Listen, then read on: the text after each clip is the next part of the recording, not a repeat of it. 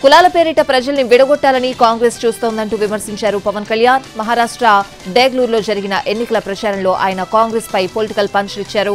NDA హయాంలో ఆడబిడ్డల అభ్యున్నతికి ఎన్నో సంక్షేమ పథకాలు వచ్చాయని చెప్పారు. మహావికాస్ అఘాడీ మాయలో ప్రజలు బందీలు కావద్దని, ఎన్డీఏ అభ్యర్థుల్ని అఖండ మెజారిటీతో గెలిపించాలని కోరారు పవన్ కళ్యాణ్. మరఠ్వాడ వీధుల్లో ఆయన భారీ ర్యాలీ నిర్వహించారు.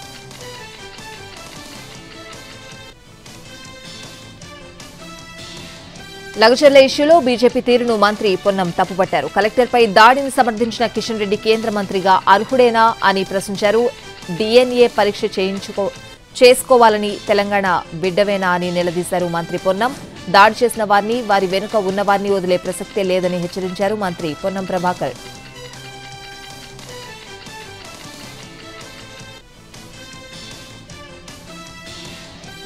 తెలంగాణలో ప్రతిపక్ష నాయకుడి పాత్ర లేకుండా పోయిందన్నారు టీపీసీసీ చీఫ్ మహేష్ కుమార్ గౌడ్.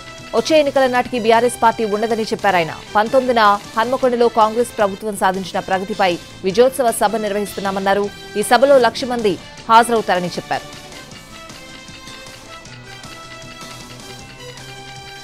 కేసీఆర్ను ఫినిష్ చేస్తామన్న ఎందరో చరిత్రలో కలిసిపోయారని అన్నారు కేటీఆర్.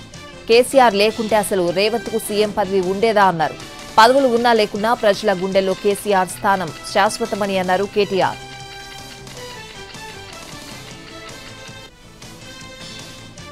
బీజేపీ మూసి నిద్ర కార్యక్రమంలో భాగంగా అమర్పేట్ నియోజకవర్గంలోని తులసిరాం నగర్లో బస చేశారు కేంద్ర మంత్రి కిషన్ రెడ్డి. తులసిరాం నగర్లోని బస్తీ వాసులు బాధితులను కలిశారు.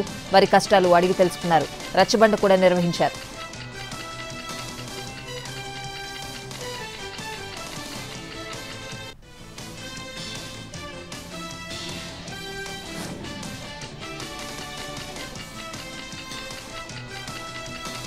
మూసి నిద్ర కార్యక్రమంలో భాగంగా మూసరాంబాగ్ శాలివాహన నగర్లో బీజేపీ ఎంపీ లక్ష్మణ్ పర్యటించారు. అక్కడి స్థానికులతో మాట్లాడారు. వారి కష్టాలు అడిగి తెలుసుకున్నారు. రాత్రి శాలివాహన నగర్లోనే ఆయన బస చేశారు.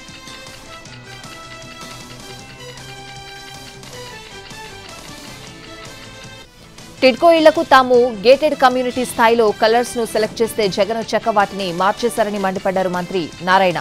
జగన్ పిచ్చి తుగులకు పనులు చేశారని విమర్శించారు. అసలు టిడ్కో ఇళ్ల కలర్స్ ను ఎందుకు మార్చాడో తెలియదని అన్నారు. అడ్మినిస్ట్రేటివ్ క్లియరెన్స్ లేక ఇప్పుడు బిల్డర్లు ఇబ్బంది పడుతున్నారని అన్నారు.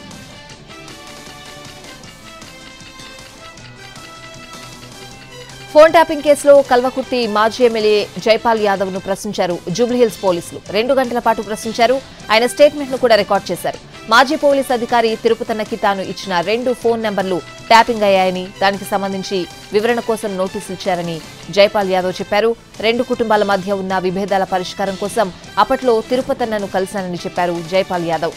2 కుటుంబాల వారికి చెందిన 2 నెంబర్లు ఇచ్చానన్నారు. తిరుపతన్న తాను ఓకే సామాజిక వర్గానికి చెందిన వారిని కావడంతో కుటుంబ వివాదాన్ని పరిష్కరించారన్నారు.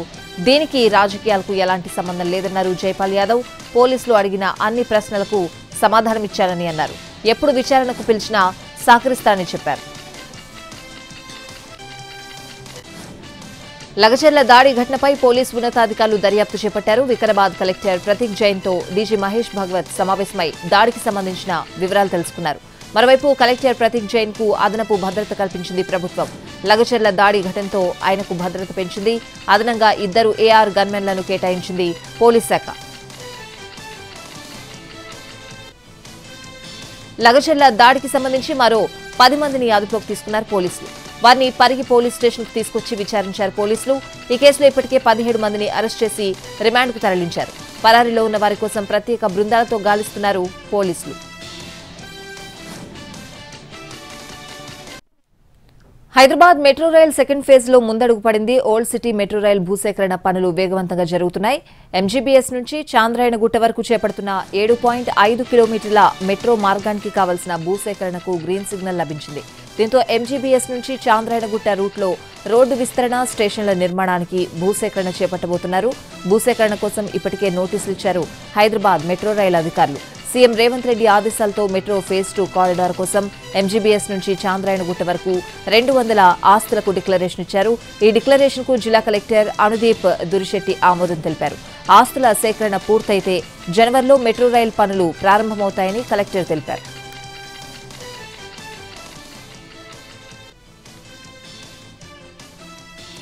తెలంగాణలో ఇవాళ రేపు గ్రూప్ 3 పరీక్షలు జరగనున్నాయి. హైదరాబాద్ జిల్లా వ్యాప్తంగా 102 పరీక్షా కేంద్రాలు ఏర్పాటు చేశారు. అభ్యర్థులు పరీక్షా కేంద్రాలకు సకాలంలో చేరుకోవాలని అధికారులు చెప్పారు. ఒరిజినల్ ఐడీతో పరీక్షకు హాజరు కావాలని సూచించారు. ఉదయం 9:30 ప్రారంభమయ్యే పేపర్ 1కు అభ్యర్థులు 8:30 కల్లా పరీక్షా కేంద్రాలకు చేరుకోవాలన్నారు. మధ్యాహ్నం పరీక్షలకు 1 గంటల లోపు పరీక్షా కేంద్రాలకు అభ్యర్థులు చేరుకోవాల్సి ఉంటుందని అన్నారు. ఇక రాష్ట్ర వ్యాప్తంగా 1401 పరీక్షా కేంద్రాలు ఏర్పాటు చేశారు. పరీక్షా సమయానికి అరగంట ముందే గేట్లు మూసివేస్తామని అధికారులు తెలిపారు. నల్గొండ మెడికల్ కాలేజ్లో ర్యాగింగ్ కలకలం రేపుతోంది. మొదటి సంవత్సరం విద్యార్థులను ర్యాగింగ్ చేసిన 5 విద్యార్థులపై సస్పెన్షన్ వేటు వేశారు. 5 సీనియర్ విద్యార్థులను 6 నెలల పాటు సస్పెండ్ చేశారు. 4 రోజుల క్రితం నల్గొండ మెడికల్ కాలేజ్లో ర్యాగింగ్ జరిగింది. దీనిపై జూనియర్ విద్యార్థులు ఫిర్యాదు చేయడంతో విచారణ జరిపి చర్యలు తీసుకున్నారు మెడికల్ కాలేజ్ అధికారులు. నిజామాబాద్ జిల్లా ఎడపల్లి మండలం ఎంఎస్సీ ఫారం గ్రామంలో అతివేగంగా వచ్చిన అంబులెన్స్ బోల్తా కొట్టింది. నిజామాబాద్లో ఓ రోగిని ఆసుపత్రిలో డ్రాప్ చేసి బోధనకు తిరిగి వెళ్తూ ఉండగా ఎంఎస్సీ ఫారం గ్రామంలోని మూల మలుపు వద్ద బోల్తా పడింది. ఈ ఘటనలో డ్రైవర్ అరుణ్కు గాయాలు కావడంతో అతన్ని హాస్పిటల్కి తరలించారు. అయితే అంబులెన్స్లో రోగులు లేకపోవడంతో అంతా ఊపిరి పీల్చుకున్నారు. అనకాపల్లి జిల్లా బుచ్చేయపేట మండలం ఆర్ శివరాంపురంలో కలకలం రేగింది. 2 వ్యాన్లు దగ్ధమయ్యాయి. గమనించిన స్థానికులు వెంటనే మంటలను ఆర్పివేశారు. ఈ వాహనాలు నమ్మి తాతాజీకి చెందినవిగా గుర్తించారు. వారు బెజవాడ దుర్గమ్మ దర్శనానికి బయలుదేరిన సమయంలో ఈ ఘటన జరిగింది.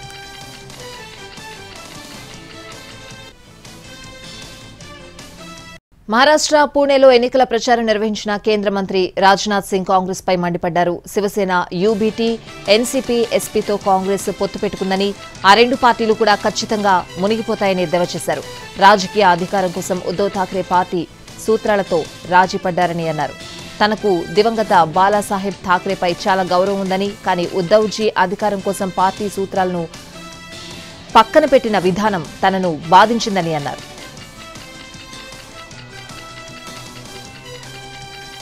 అంబేద్కర్ రచించిన రాజ్యాంగాన్ని బీజేపీ ఎప్పటికీ మార్చదని కేంద్ర మంత్రి నితిన్ గడ్కరీ అన్నారు. కాంగ్రెస్ వారి వ్యక్తిగత ప్రయోజనాల కోసం రాజ్యాంగాన్ని మార్చిందని ఆరోపించారు. ఇందిరాగాంధీకి వ్యతిరేకంగా అలహాబాద్ హైకోర్టు ఇచ్చిన తీర్పును అనుసరించి రాజ్యాంగాన్ని జార్ఖండ్ ముఖ్యమంత్రి హేమంత్ సోరెన్ పై అస్సాం సీఎం హిమంత బిశ్వ శర్మ విమర్శలు గుప్పించారు. మయా సమ్మాన్ యోజన పథకం కోసం వృద్ధాప్య పెన్షన్ చెల్లింపులను నిలిపివేసినట్లు ఆరోపించారు. బీజేపీ అభ్యర్థులు సీతా సోరెన్, రాజ్ సిన్హాల కోసం ధన్బాద్లో ఆయన బహిరంగ ర్యాలీలో మాట్లాడారు. సోరెన్ విధానాల వల్ల వృద్ధుల పింఛన్ సొమ్మును మయా సమ్మాన్ యోజన కింద కోడళ్లకు మళ్లించడం ద్వారా కుటుంబ వివాదాలకు దారితీసిందని ఆయన అన్నారు. బీజేపీ అధికారంలోకి వస్తే వృద్ధాప్య పింఛన్ను పునరుద్ధరించి 2500కి పెంచుతుందని శర్మ ప్రజలకు హామీ ఇచ్చారు. మహారాష్ట్ర, జార్ఖండ్ ఎన్నికల వేళ బీజేపీ కాంగ్రెస్ అధ్యక్షులకు ఈసీ నోటీసులు ఇచ్చింది. ఎన్నికల కోడ్ ఉల్లంఘించారంటూ బీజేపీ కాంగ్రెస్ నేతల ఫిర్యాదులతో ఇరు పార్టీల అధ్యక్షులు జేపీ నడ్డా, మల్లికార్జున ఖర్గేకు నోటీసులు ఇచ్చింది కేంద్ర ఎన్నికల సంఘం. కాంగ్రెస్ అగ్రనేత రాహుల్ గాంధీ తన ప్రసంగంలో ఎన్నికల కోడ్ను ఉల్లంఘించారంటూ ఇటీవల ఈసీకి ఫిర్యాదు చేసింది బీజేపీ. మరోవైపు కేంద్ర మంత్రి అమిత్ షా కూడా కోడ్ ఉల్లంఘించారని కాంగ్రెస్ పార్టీ కూడా ఎన్నికల సంఘాన్ని ఆశ్రయించింది. ఈ ఫిర్యాదులపై స్పందించిన ఈసీ ఈ నెల 18న 1 గంటలోగా అధికారిక వివరణ ఇవ్వాలని ఇరు పార్టీల అధ్యక్షులను ఆదేశించింది ఎన్నికల సంఘం.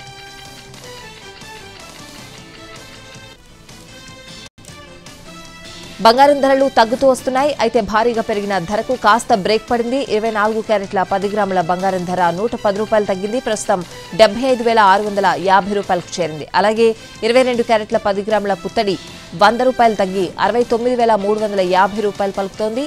అటు కేజీ వెండి ధర 99,000 ధర పలుకుతోంది. వరుసగా రేట్లు తగ్గుతూ ఉండడంతో మహిళలు సంతోషం వ్యక్తం చేస్తున్నారు. తెలుగువారిపై అభ్యంతరకర వ్యాఖ్యలు చేసిన తమిళ నటి కస్తూరిని హైదరాబాద్ రాజేంద్రనగర్లో అరెస్ట్ చేశారు చెన్నై పోలీసులు. ఆమెను హైదరాబాద్ నుంచి చెన్నైకి తరలించారు.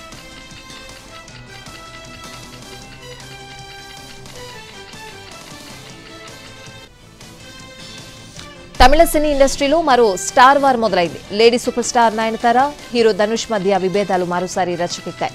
నయనతార డాక్యుమెంటరీలో ఓ సినిమా క్లిప్స్ వాడడంపై ధనుష్ లీగల్ నోటీస్ ఇచ్చారు. దానికి కౌంటర్గా నయనతార ధనుష్ కు బహిరంగ లేఖ రాయడం కోలీవుడ్ లో కలకలం రేపింది. ధనుష్ పై తీవ్ర వ్యాఖ్యలు చేశారు నయనతార. కేవలం 3 సెకండ్ల వీడియో, అది కూడా సోషల్ మీడియాలో ప్రచారంలో ఉన్న వాటిని వాడుకోవడంతో మీకేం ఇబ్బంది వచ్చిందని నిలదీశారు. మీరు ఈ స్థాయికి దిగజారుతారని అనుకోలేదంటూ ఘాటు కామెంట్లు చేశారు నయన్. నువ్వేంటో, నీ క్యారెక్టర్ ఏంటో తెలుస్తోందంటూ ధనుష్ను ఏకిపారేశారు నయనతార.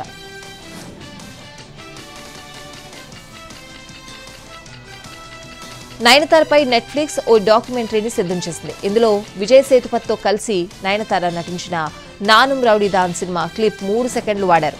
ఈ సినిమాకు నిర్మాత ధనుష్. దీనిపై ధనుష్ ఆమెకు 10 కోట్ల రూపాయలకు లీగల్ నోటీస్ పంపారు. దీనికి సంబంధించి ధనుష్ను ఒప్పించేందుకు నయనతార ప్రయత్నించినా ఉపయోగం లేకపోయింది.